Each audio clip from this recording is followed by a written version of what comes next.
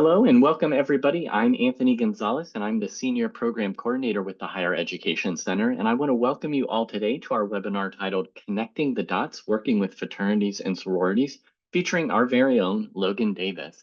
Before we dive into today's content, I do just have a couple of housekeeping slides I'd like to share with everybody.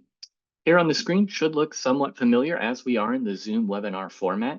We do welcome your questions at any time throughout the live session, but we do kindly ask that you utilize the Q&A feature just so we can keep track of them. We do have the chat enabled, so please feel free to introduce yourself as well as sharing any resources and reflections as it relates to today's content. But again, we do kindly ask that you utilize the Q&A feature for your specific question. We also encourage everybody to learn more about becoming a member of the Higher Education Center. You can learn more about the different membership tiers and the benefits that go along with them by visiting our website at hecaod.osu.edu. We also have a few upcoming events. Our next installment in the Spring Learning Collaborative will be happening next week, March 26th, and it is an all-day virtual event. We encourage you to visit our website to learn more about each of those sessions. This is a free learning collaborative, so we hope to see you all there attending. Additionally, our next webinar is taking place in May and is Preventing Collegiate Impaired Road Use, a Holistic and Student-Inclusive Approach, and is featuring Liz Bronman and Paige Carter. And additionally, we have the 2025 national meeting taking place in October. It will be taking place October 21st to the 23rd. Anthony, just an update there. The live, so that was the kickoff session. The Learning Collaborative is April the 24th. And I'm going to put that link in the chat. Excellent. My mistake missing that. Thank you again, Logan. And with that, it is my pleasure turning it over to our presenter today. Joining us today is Logan Davis, Outreach and Engagement Manager with the Center. Thanks for joining us, Logan, and it's my pleasure turning it over to you at this time. Awesome. Thanks, Anthony, and apologies that you have to do all of the normal things that we do in processes, even when we're just colleagues, trying to make it as normal as possible, that we have someone internal doing the webinar today. But thank you so much for being with me this afternoon. I greatly appreciate it. I see so many familiar names in the participant tab. So excited that you are here with us. Going to get everything lined up and moving and shaking here in just a second, but excited to talk a little bit about fraternities and sororities today. And then you hopefully saw some pre-slides if you were able to be in the waiting room, some slides getting you oriented to what is going on. So those were just some terms. We'll try to go through those still pretty quickly. And then as I get to tell you, I want to highlight a couple of these about me, some of those pieces. Before I do that, I want to find a little bit more about who is in the room. So we're going to be using the chat. We're going to be using polls. This is designed in its initial state as a very interactive in-person program. So today I have reimagined it for you to be as interactive as possible with you without you saying anything or turning on your video. So we're going to make it happen over the next 55 minutes, and we're going to be as engaged with each other as possible. So a poll is going to come up. I just launched it. It's going to have several options. This is choose as many that apply to you. If the poll is not launching automatically for you, there should be a more button, or you should see polls, and that should pop up the poll there. So please select all that apply. So while you are answering that question, I do just want to, again, thank you so much for being here and just supporting the Higher Ed Center. We are so excited and thrilled that we get to do this webinar series every month. And I'm honored that they ask me to talk about fraternities and sororities and using my experience in those spaces. And so a little about me outside of my work at the center as the Outreach and Engagement Manager. Of these words that I want to point out, the first is curious. I think this will show itself well in the conversation today, as we'll see.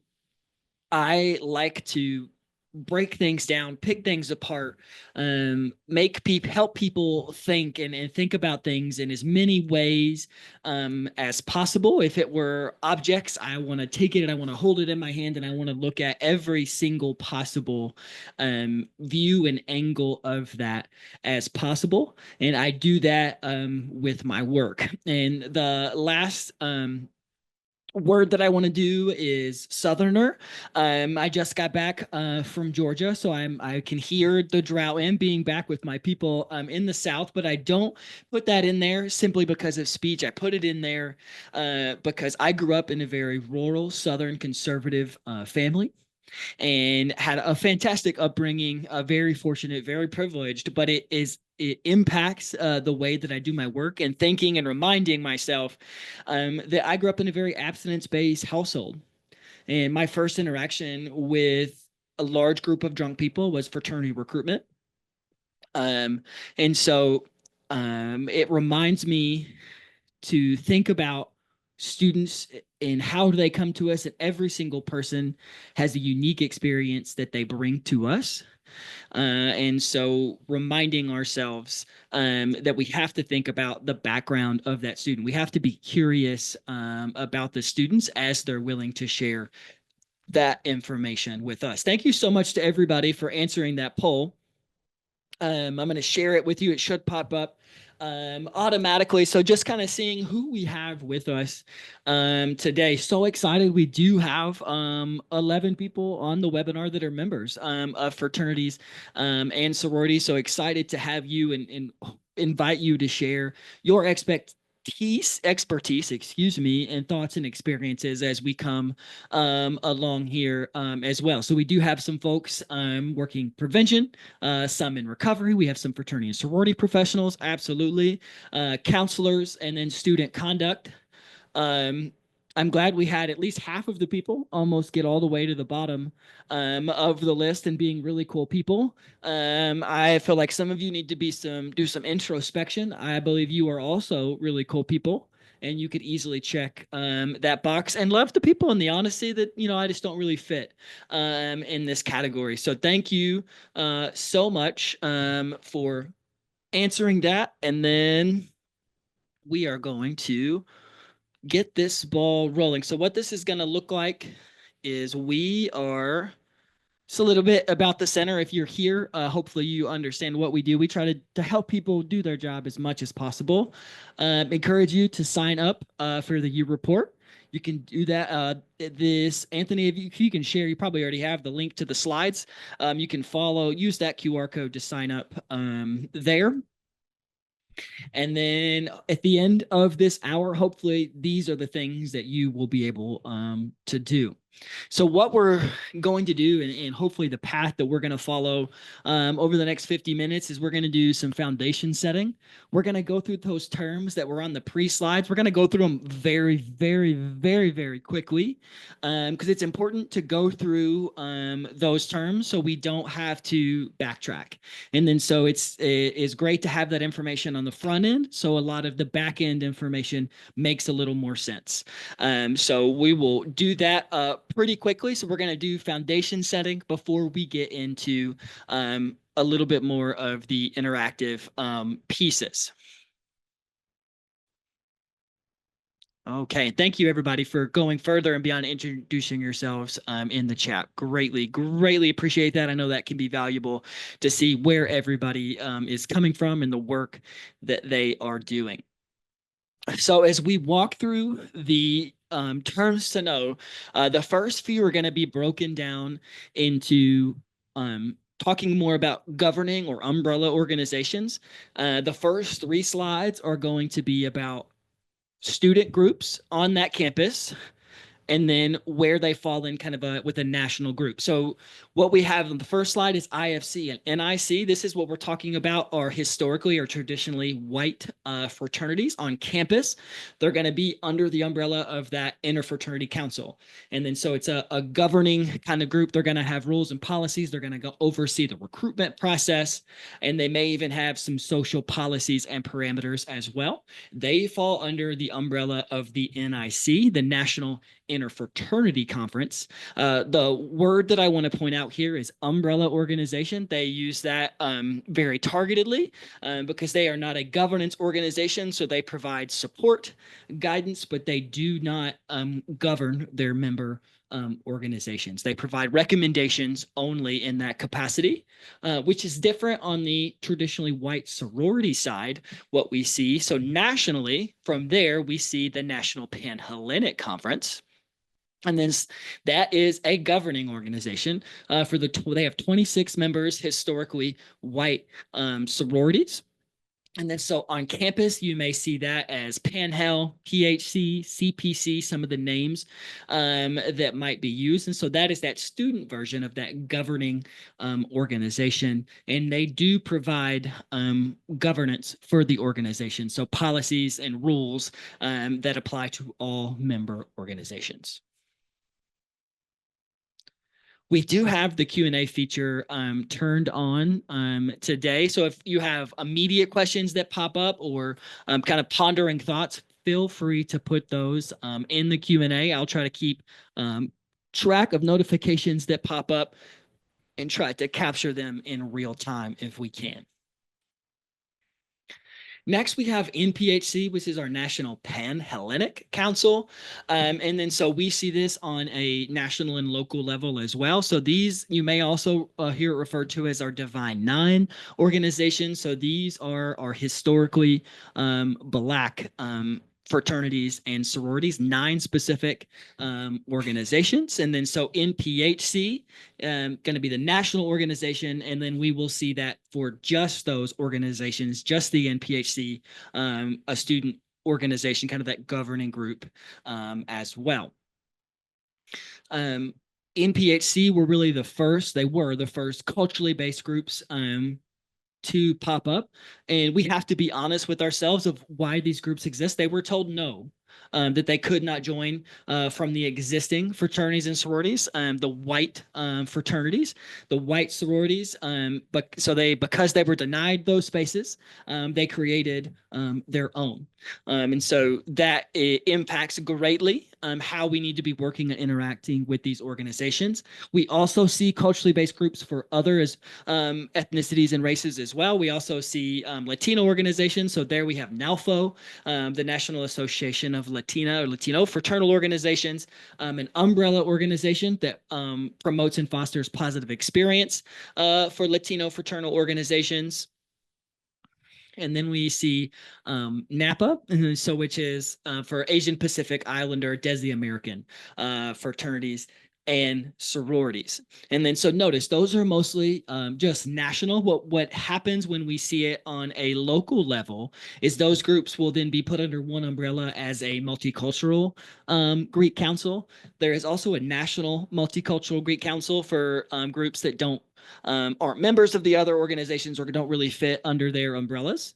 And then but on a local basis on campus, we see that as a multicultural Greek council. This can include NPHC organizations sometimes if there is only one or two and there is no local NPHC on the campus. This is why we would see those Divine Nine organizations be a member of the Multicultural Greek Council. Most of the time, they will be their standalone NPHC, but multicultural Greek organizations, fraternities and sororities, will fall under an MGC. There's also sometimes a UGC or an IGC, that United or Integrated Councils. And then so just depending on the language, many times they are groups that don't fall under the purview of IFC, NPC, or NPHC. And the next term is local chapters or organizations. If you have any local chapters on your campus, I would love to hear from you in the chat. These are chapters that aren't connected to any national organization. They only exist on that specific campus. And just because they are local doesn't mean they don't have history or tradition. Many of these organizations can be over 100 years old. Going back here. A local, yeah. Thank you, Jan.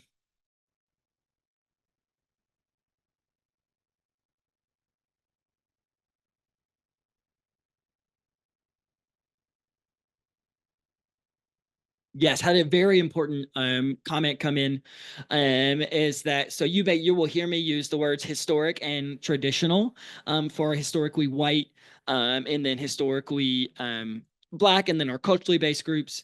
They should, and I'll use that cautiously, be open to accepting any person, regardless of race or ethnicity.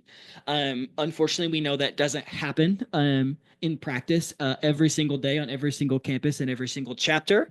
But none of the groups that we've talked about will restrict membership, or aren't allowed to technically restrict membership on race, ethnicity. Thank you so much for that comment.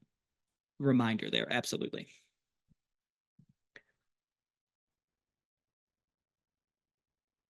And thank you for sharing about your experiences and local chapters. Still very, very valuable, but add a unique variable to that work. And then so there is, we covered that, some professional things to be mindful of. So AFA is the Association of Fraternity and Sorority Professionals. I'm advisors there. So that is the professional home or organization for those that work with fraternities and sororities. So that could be national organization professionals, that could be campus-based professionals. So that is the home there. There is also the Fraternity Executives Association. So they mostly provide support for those national or organization executives, but then they provide support for additional staff as well on those national organizations. And just to clarify, FSL, you may hear me use that term referring to fraternity and sorority life. Yes, Maddie, thank you so much for sharing those slides. And I know I'm going really fast to get here, just trying to get through this foundation stuff so we can get to more of the conversation and get down into the deets. So want to be a little more specific, but want to hear from you briefly. Going to launch another poll here. And I want you to be honest in answering this question, as honest as you guys are comfortable with, I will say that, and share a little bit about your experiences. And this is going to be challenging because in 5 words or less, so it doesn't have to be complete coherent sentences, in 5 words or less, describe your experiences working with fraternities and sororities.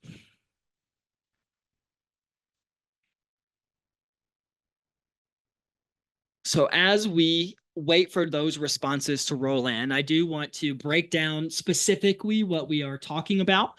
And then so we'll talk about it in terms of ideas, and then we'll apply it to a model that most of us are going to know really, really well.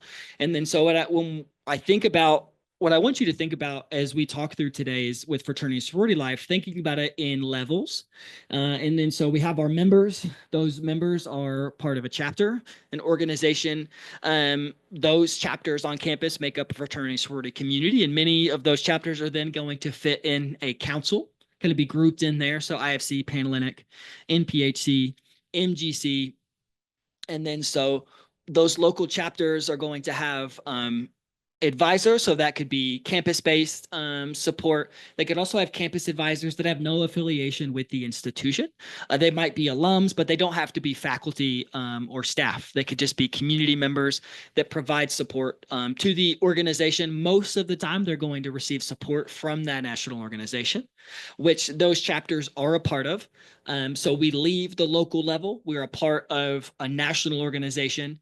Those national organizations, they've held volunteers that support those chapters, those members. And then that national organization is part of an umbrella organization that provides governance support or guidance. Okay, I'm going to leave this question open for just a second, and I'll show our responses with folks in just a minute. And then so I want to take that information, and then I want us to think about it in the lens of the social ecological model, model that we all know pretty well or should be familiar with in some capacity. The gist of the model is that student behavior doesn't happen in a vacuum, and that our work, prevention included, needs to be comprehensive, and that these are nested inside one another. And then so the thoughts, behaviors, activities of the individual impact or are a part of those relationships that happen at the interpersonal level and things associated with that. Both the individual and the interpersonal relationships make up and are a part of that community that they are in. And the same happens then with community for society. What I think is very fascinating about fraternities and sororities and what makes them very, very unique and many times can be difficult to work with is that they have their own ecosystem and in many ways their own social ecological model. And that level, I think this helps describe that leveled approach that I was mentioning. And so we see that our members are that individual level. So they have their experiences, their behaviors, their activities. Those relationships can be chapter specific. Obviously, there's relationships that happen outside the chapter, but for that interpersonal level is where we see those chapter relationships. Those chapters then exist and make up a community, fraternity and sorority, as well as campus community. And then those chapters are a part of a national organization. And then we also see a large kind of a national community of fraternities and sororities at the national level. And then those national organizations are part of those umbrella organizations. Now, what I want you to think about that they're nested in each other is that the umbrella organizations can provide guidance or make governance depending on the specific organization. And then even though it is far away, quote unquote, if we're looking at it in a nonlinear model, it impacts this member, right? And then so they all impact one another. They flow with that. So with that, before we go on to the next slide, I'm going to end the poll and share our results.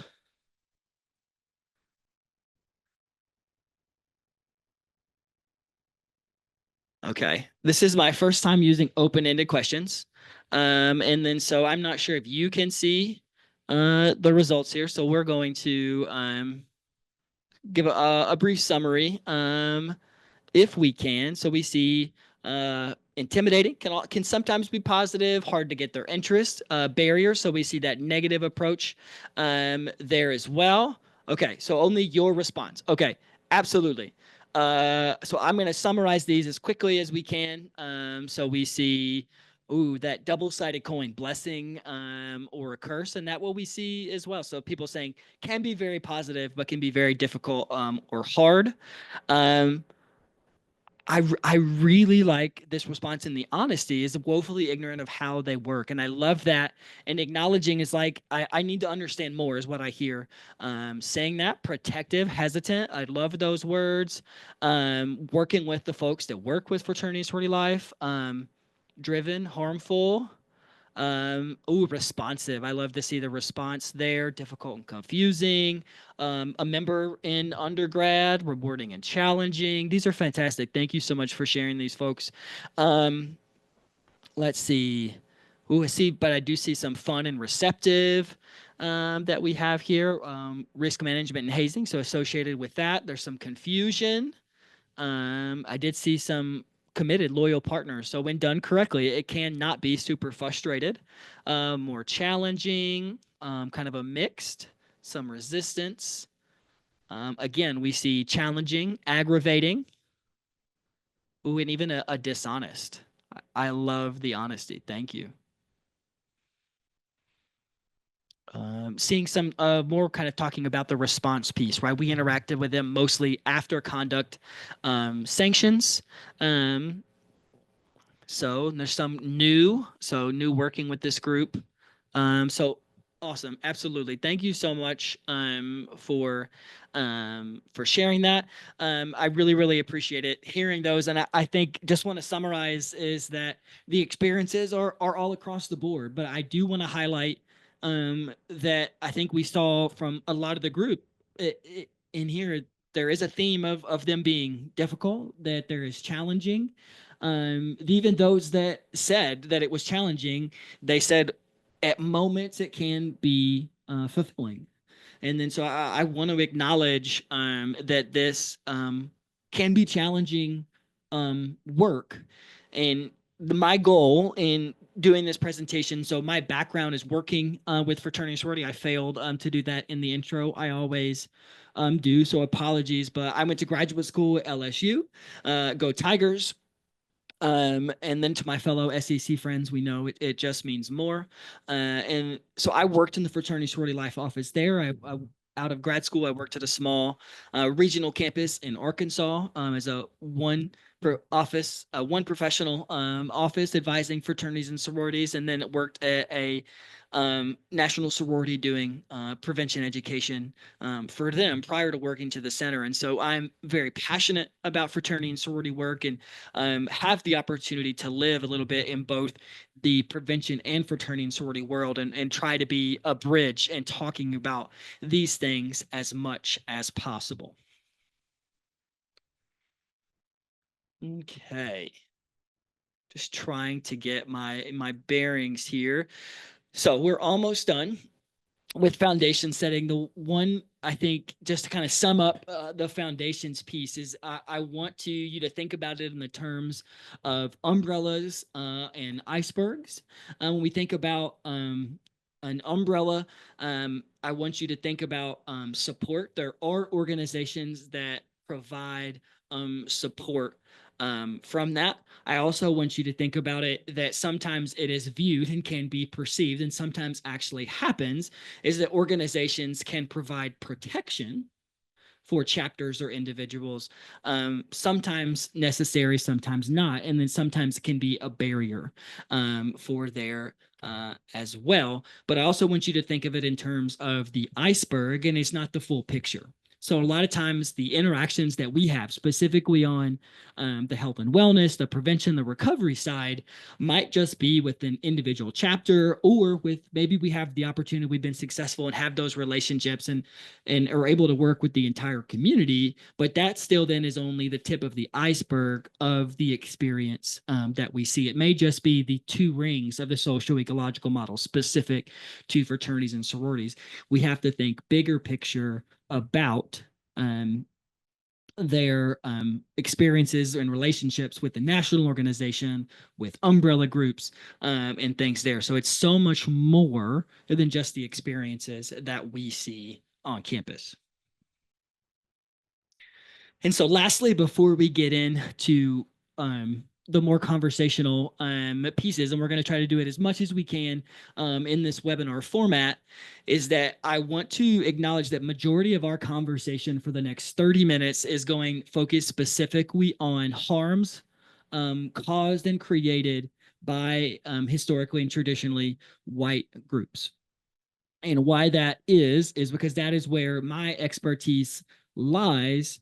But also, we know our culturally based students do not experience harm in the same way as our white students or our students that are members of historically white groups. And so that conversation of harms that are experienced by culturally based students or students of color based on their organizations that they're in, specifically if we're thinking fraternities and sororities, in my opinion, needs to be a complete separate conversation, because we know that their social experiences and the way they use substances and the harms they experience as a result of substance use are very different from our white students and our students as members of historically white groups. Now, that does not mean this conversation is void of conversations around our members of culturally based groups, or our students of color, or our students of different cultures, because the behavior of our students in historically traditionally white groups can impact negatively, oftentimes, students in culturally based group or students of color. And then so it can have impacts on that, or how they're treated, how they behave. And then so I think just want to point out the conversation is going to center on the behaviors of white students, but we will have conversations around and how that impacts students of color and students in culturally based groups. Okay, so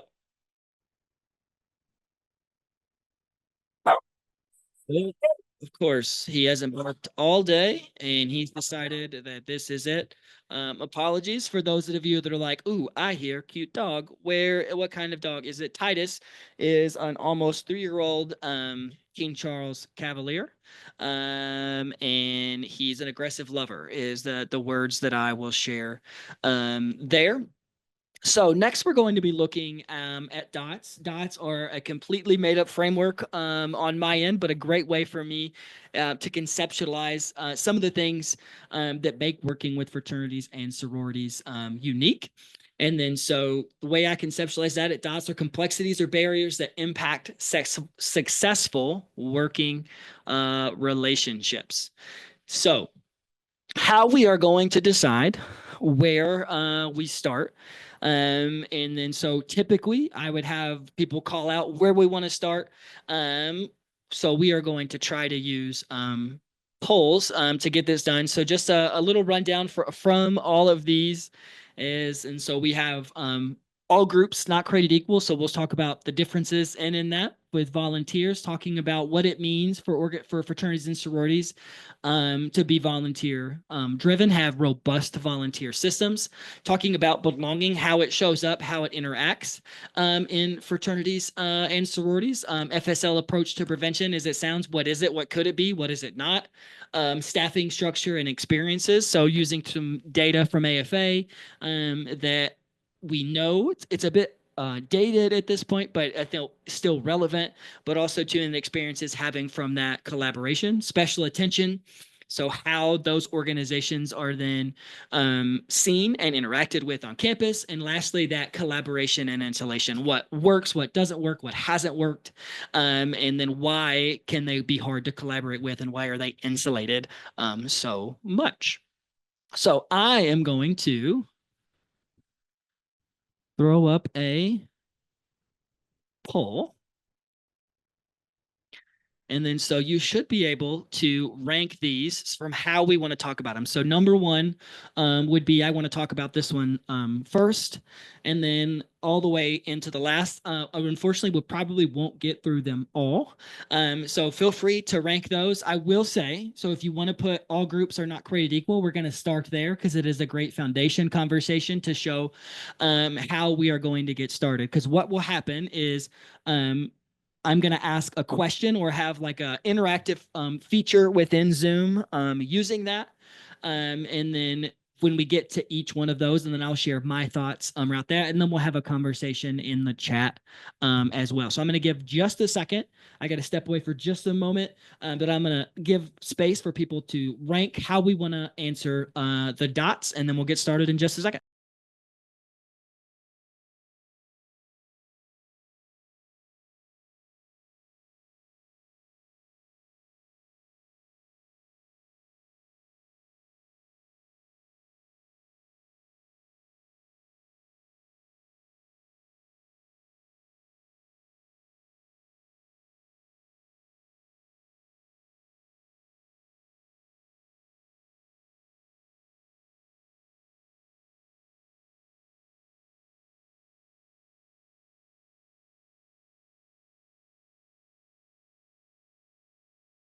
Okay. Apologies here. Yeah, so one is what we want to talk about most. Yes, thank you for helping that. Yeah, thank you. Sorry for the confusion. There also had a question about what school I worked at in Arkansas. I was at the University of Arkansas, Fort Smith from 2013 to 2015. It's okay if we did it backwards. We'll get to them as much as we can. Now I just got to decide how we read these because it's showing me.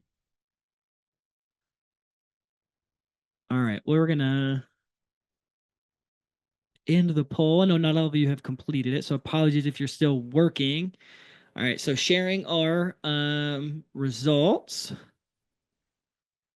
So I think number one. So if we rank where we're at, so we know we're for sure going to start with all groups are not created equal. We'll start there. FSL approach to prevention will go second.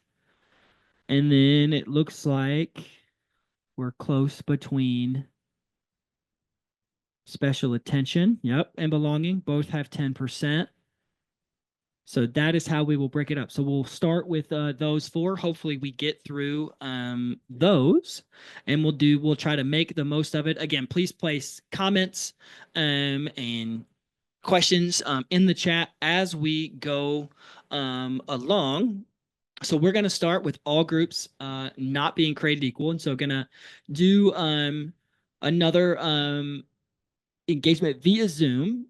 And then so with this one, they're going to have an single choice question. And then if you want to explain more about why you chose that answer, you can do that in kind of a short answer form. And I'll do a brief summary. Okay, sorry, I wasn't allowed. I got ready to launch it and it wouldn't let me because I hadn't ended the last one. Okay, so as we are going to talk about all groups not being created equal, the poll question, again, if it's not popping up, you may have to go to the Zoom toolbar there. But I want you to yes, no, or you can, I'm giving you an out. I'm not answering that of, do you agree with the statement? All groups are not created equal. And if you'd like to add more to that, please answer the second question. And we'll go about 30 to 45 seconds on that. And so I'll go ahead and get started for time. So hopefully we can get a little bit more. And then so when I think of this concept of all groups not being created equal, the first thing that comes to my mind are the differences between fraternities and sororities. Some of it is size, some of it is in events they are allowed to host, some of it is what they are allowed to do in their spaces. One specifically is that sorority women, traditionally white sorority women, those that are members of the National Pan-Hellenic Conference, are not allowed to have alcohol in their living spaces. Now, I believe there is one group that is piloting or considering piloting, navigating some changes to that. And so we see that happening. So sororities aren't allowed to have it in their spaces. That means they cannot then have social events with alcohol in their facilities. So what this does then is the fraternities that are allowed to, and not all are, we've seen that change over the last several years, as there are some chapters that are not allowed to have social functions with alcohol at their facility, but it puts the social pressure, may not even be the right word, but the social equation, if you will, in the hands of the fraternities. And then so they then have the ability to craft that scene in the way. And then what happens then is our women say, oh, well, then we're not responsible for the social scene because it's the fraternities that are ones that are creating the environment. However, what we hear and see from fraternity men is that they then feel pressure from sorority women about what the environments need and should look like. So we're thinking not necessarily positive. There are some positives from that, but it's what alcohol needs to be provided and things of that nature. So it's our men not necessarily looking at how they could create safer spaces, but it's more of how do we get the most sorority women to come, thinking about, oh, if we do that, such as, for example, not providing hard liquor, they're afraid sorority women do not come. And that's examples that I have heard, and I know several folks that have worked in the field have heard as well. So that is where we see differences, fraternities and sororities, and the impact on social atmospheres. We see differences in size. Sororities, there are going to be typically less sororities on campus, but the chapters as a whole are going to be larger. We're at our Power Five, think big football schools, we're going to see chapters called 400 or more. And then even if we see chapters of 40 to 50 on some campuses, fraternity, the average is probably going to be around 20. There may be some larger chapters there, but there is going to be a size difference. And also when thinking about not being created equal, we think about cultural impact. And then so there's so many pieces into this, but I think if we think cultural impact, we go back to the origination of the organizations. And then so some of the groups were created in the 1850s. And then we have culturally based groups such as Asian or it's Pacific Desi Islanders. So those groups are newer. So thinking of created in the 80s or even into the 2000s. And then so thinking about capacity to build structure. And then so culturally based groups do not have the same capacity or resources as some of our white groups. One, because they've not been given the space to do so. But two, because they have not existed as long. So cultural impact has a huge impact. But then we also think about navigating on campus, how much deference is given to our historically, traditionally white groups opposed to our culturally based group, how many resources are given to our historically white groups first, opposed to our our culturally based groups. And then we think about thinking about resources and capacity. We think about the difference in historically white groups and culturally based groups. Some of them can have very different capacity and or staffing structures. So if we're thinking about a larger historically white or traditionally white fraternity or sorority, they could employ up to 50 people. And that is something I don't think a lot of people think about, is that in many ways, these national organizations are businesses, and they employ people to do finance, to do IT.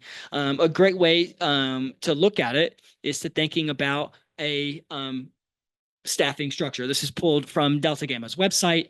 And the reason I left these folks' name up here, as I'm going to move it quickly, is that they're real people with real lives, with real families. And then so we have to think about that there is a business component. I want to share one story about this before we get into your answers to the question. When I was a senior in college, bless young college Logan Hart. He was a very special individual. But as a member of Lambda Chi Alpha, I had an opportunity to serve on a committee as one of 12 for Lambda Chi nationally. And as of that, I got to sit on the executive board of the organization. Didn't get to vote. They weren't that brave, but they did allow me to see the inner workings of the organization. And somehow Logan got put on the finance committee. Logan was an organizational communications major. So numbers, not the thing, but I had a very valuable experience in the finance committee because at that time in Lambda Chi, a few months before, there was a tragedy that involved in a non-member being killed by a member after pulling out a rifle at a social event and accidentally setting it off.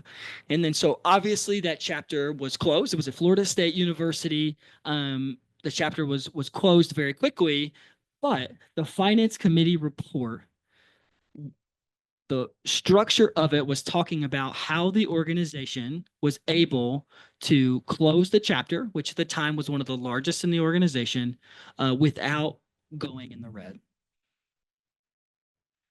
And it is a very real component to think about, how do we respond and do right by the organization, do right by our members who are doing things correctly, but also do right by our employees. And I don't say that to diminish the responses of the national organizations. I do think we need to hold them accountable for holding chapters accountable to do horrendous things. But if at times it seems like they're not responding quick enough, it might be because they're trying to figure out things behind the scene, because they need to be good faith partners to their employees. Because it's not fair to be like, oh, we need to close this chapter, so Steve, in accounting, we're gonna have to let you go today. I know it sounds trivial in that aspect, but I think thinking about the bigger picture, again, that iceberg effect, there's much more that goes into it. And then so having complex organizations, complex staffing structures adds an element that we may not always think of. Yes, Madeline, an excellent point here. I think this may even go back to on this first side of that fraternities and sororities aren't created equal, and we see cultural impact, but it's there's this concept of like social status of viewed as a tier system. You'll hear students talk about it as professionals. Oftentimes, we try to tell them it doesn't exist and it's not important. Unfortunately, it does exist, and some chapters are catered to based on where they're at in that social tier, that prestige status, or we try to see groups doing things in risky ways to try to move up that prestige ladder or that social status ladder, and definitely can be treated equal or not based on that perceived status. So absolutely. Okay.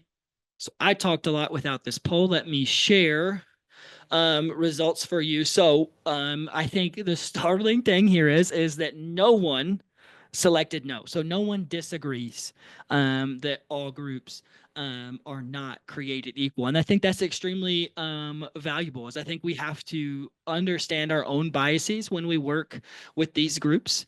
And they are not easy to work with. I'll share. I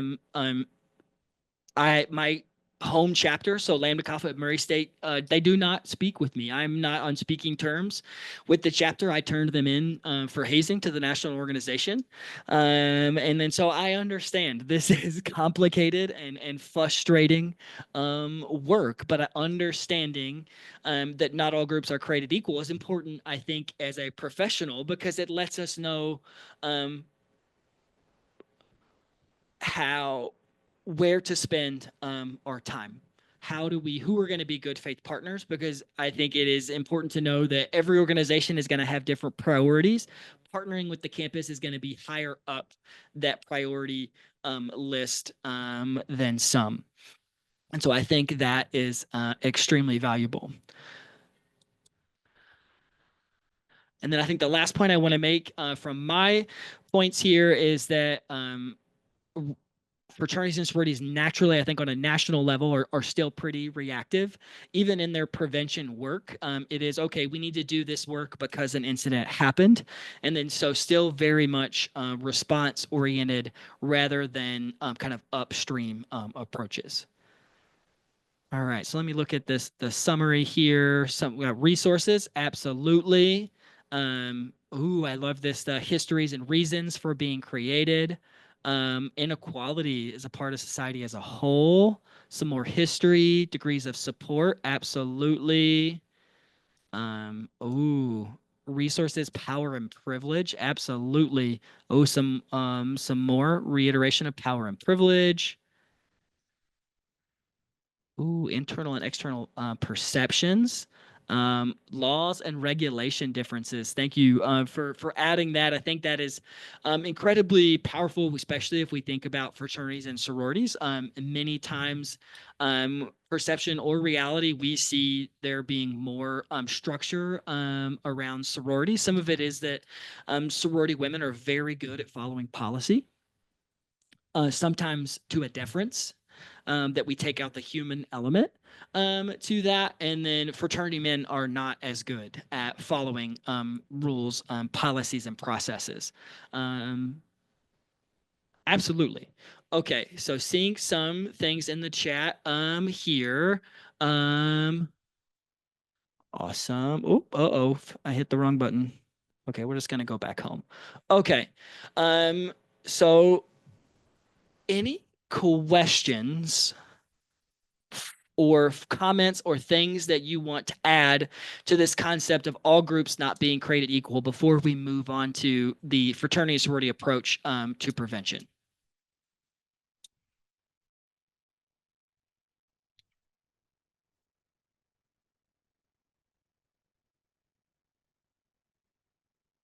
Okay, had a fantastic question come in, and it starts off with a little bit of apology, excusing ignorance. Absolutely not.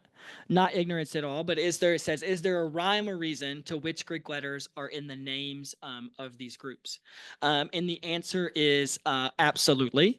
And then so for most organizations, they are phrases in Greek or Latin that then tie into like mission, vision, and purpose of the organization. And then, so I know Lambda Chi specifically, it is a phrase that translates for Lambda Chi as Greek. And then you learn about that in the ritual process. And then, so that process for every organization is different. For most, you are invited to be a member. You go through a very short ceremony saying like, great, you're an now like interested member, or like you're no longer just an outsider, you're like somebody who is going through the process. And then so can be not apples to apples, but somewhat similar to PhD. You know, you're like all but dissertation, you know, in that process. You have a special title, you know, you've done some work, but not everything.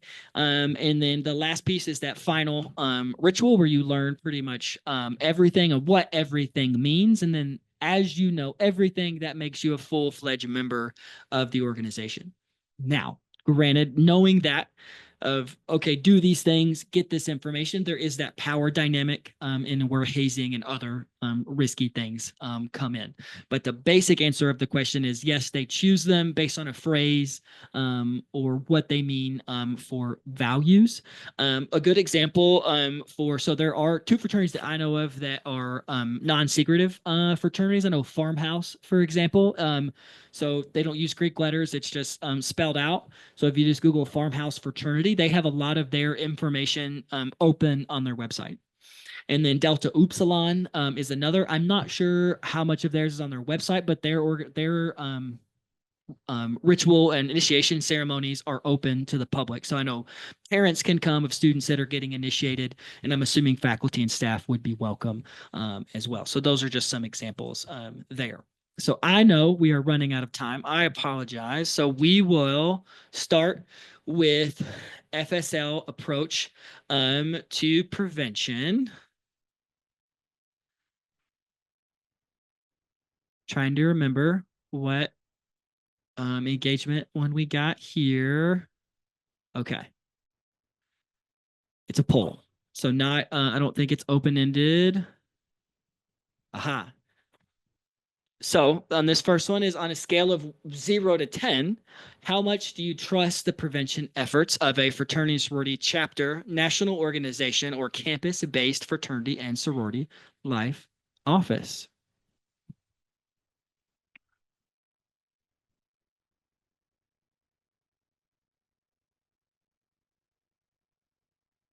And we'll go about 30 more seconds on this poll here.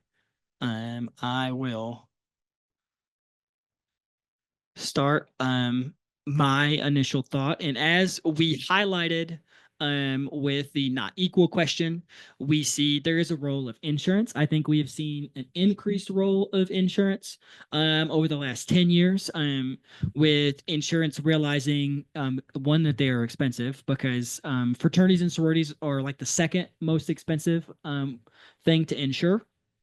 And so we see that, but insurance is providing resources from that. I don't necessarily love that, but I will give credit to those organizations that they are seeking out subject matter experts that are doing evidence-based work. And so insurance is playing a role in providing some of these resources. Uh-oh, the poll didn't come out. Okay. Uh-oh. So we've had some. So Anthony, do you know how if I relaunch it, people are gonna have to answer again, right?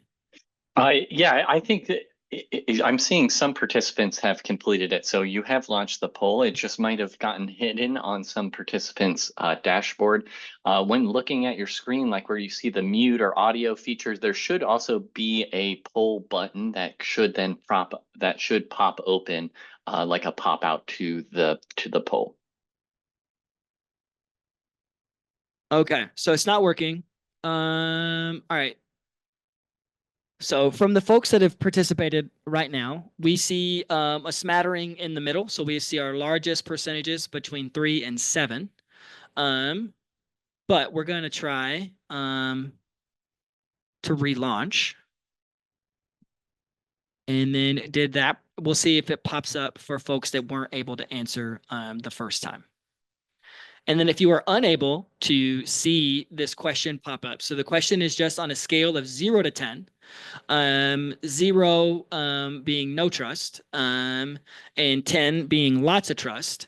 How much do you trust the prevention efforts of a fraternity sorority chapter, national organization, or campus-based office? And so seeing about the same number, I'm trying to post the question. So if you just want to, yep, and people are, they know it. So give me that number in the chat. And if you are not comfortable giving that number with your name attached to it, don't worry about it. You just send it to me telepathically, and I will do my best to receive it. Okay, yeah, seeing the same theme pop up, 3s, 4s, 5s. So absolutely, thank you so much for answering that. And then so I do they are doing work. We have seen over the last 20 years groups doing more and more relevant things. Now, while some of the work can be compliance based, it is so there are organizations, and I think this gets into why I always like to start with not all groups are created equal, is not everyone is providing the same level of resources. And when we think of prevention in the fraternity and sorority space, it is often thought of as programming, and there is a reminder, I think it started in the hazing space, is that programming is not prevention. Prevention is not just programming. Some organizations do a really good job of thinking about it from a full social ecological lens, being comprehensive, thinking about environmental prevention. Um, but oftentimes groups, I think we're seeing this fade, but have done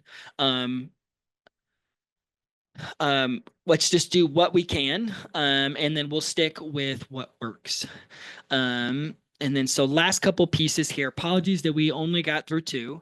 And then what we see a lot of times is a compliance approach.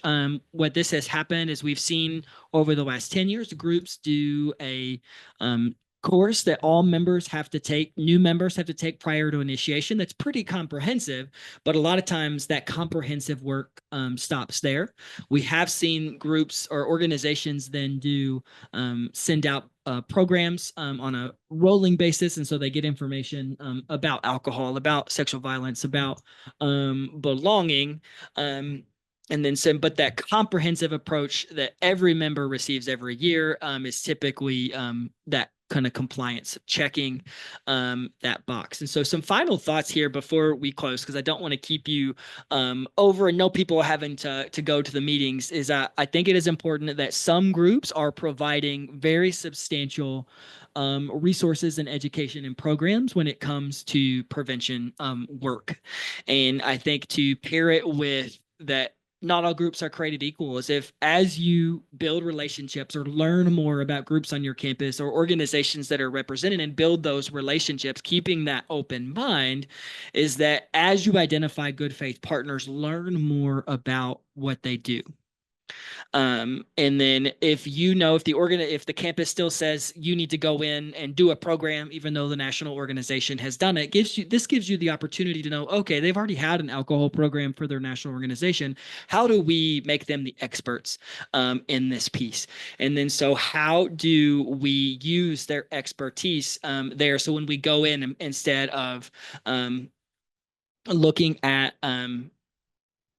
and saying, okay, I don't care if you know this or not, this is what we're doing. How do we help them do that? So much of people of it happening is they're viewed as the problem and not the solution. And so how do we use their knowledge and the resources that they've been given to our advantage?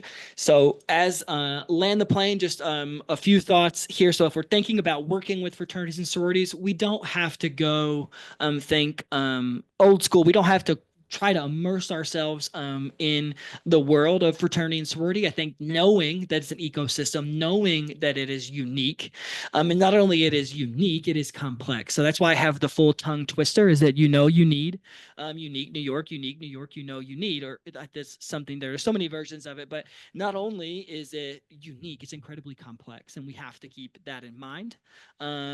Relationships, I think of Joan Masters often as she talks about what is prevention. It's 100 cups of coffee, talking with those people, finding out what those relationships, what makes people tick, not just professionally, but personally.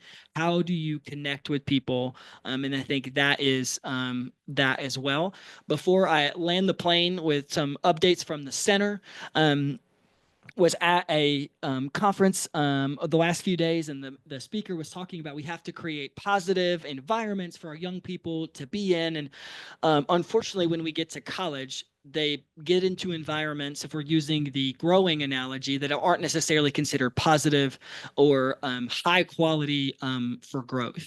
But we do know, for those of you that own a home, we'll see beautiful things pop up in places where we least expect them. And then, so yes, helping the environment, helping the soil grow, but growth happens where we water it. And then, so why is it important to work with high risk groups when they're still going to be high risk? Is that beautiful things can happen safer as possible if we're willing to be patient, if we're willing to think about frustration and build relationships. So Anthony is going to throw up a slide here of just some final things from the center. And I want to just thank you. And then, so yeah, at least this I could, well, one, I love to talk. And I love this in general. I could go 3 hours, so I'll talk to Anthony about and Cindy about what does a part two look like. But thank you so much for being here. Some final updates just from the center. So we have our kind of finishing touches of our spring learning collaborative, celebrating us turning 10 in the current iteration. And so that's going to be a most of the day event from April the 24th. Having our next webinar with Elizabeth Branham and Paige Carter, talking about impaired road use in the collegiate setting. And then our national meeting virtually and in beautiful Columbus, Ohio, taking place October the 21st for the 24th. Apologies for going over. Surprisingly, it is only 3:02, but thank you so very much for your time, and would love, as you get the evaluation, I would love your honesty with engaging in the Zoom polling features. That was the best I could do with the time that I had, trying to make it as engaging. So thank you so much for your time. Hope you have a wonderful rest of your day and week, and hope you have some wonderful sunshine to bask in the rest of this week. Take care.